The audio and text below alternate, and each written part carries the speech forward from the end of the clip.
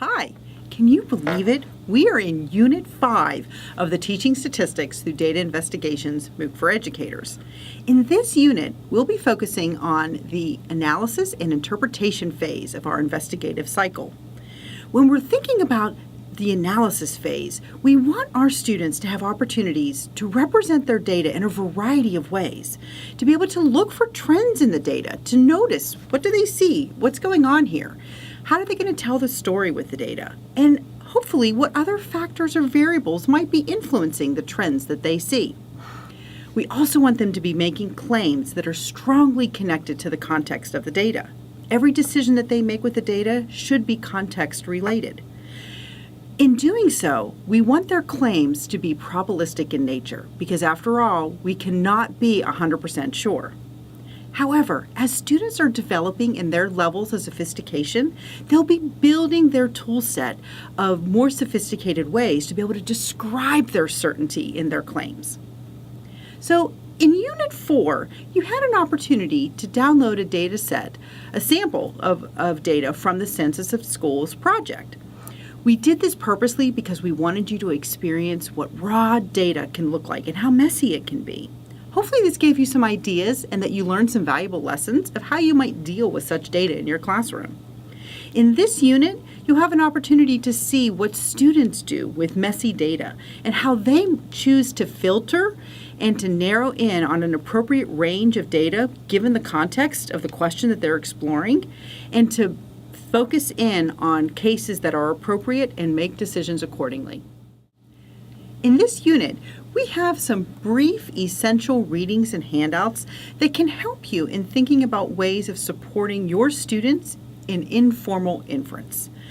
Think about the SASE framework, and even at level A, early on in student statistical work, we want them to be able to look at data and to make claims that are appropriate for the types of data and sample that they might have.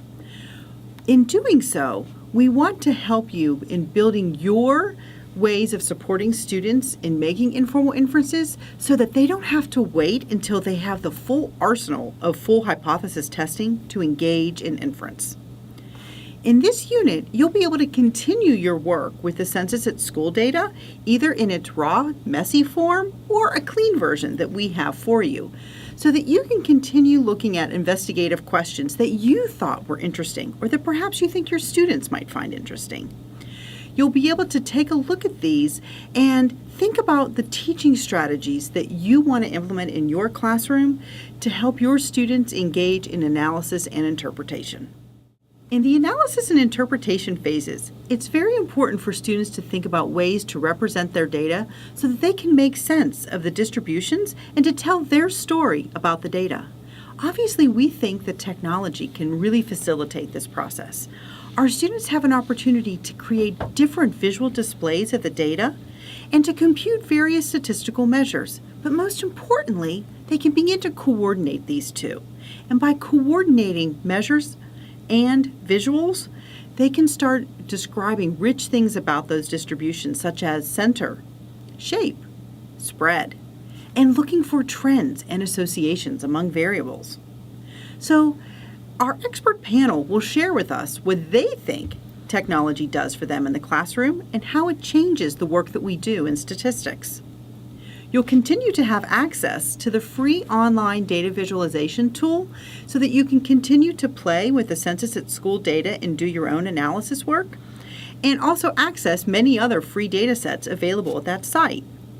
You can also think about continuing to use whatever technology tool makes sense and that you have access to in your local context. Now, in the extensions for this unit, we're going to continue to give you several lesson plans, a collection of some of our favorite applets that can be used in teaching statistics at a variety of levels, and a few extended videos that help us dive into how technology can be used in the classroom. In one of these videos, myself and Webster West will take you through looking at a data set that is typically used in upper high school or intro statistics using StatCrunch. In another video, myself and Susan Friel will take you through looking at a data set that's more applicable to the middle school or early high school levels. In that video, we'll be using Tinkerplots. In both of these videos, The experts, Susan and Webster, take us into detail on how to use these tools and how to facilitate conversations in the classroom. Now, they may be a little lengthy, but if you want this deeper dive, you might enjoy watching them. So, as we continue in this unit, I really look forward to the investigative questions that come up, the kinds of lively discussions that we continue to have as we focus on the analysis and interpretation phases of the investigative cycle.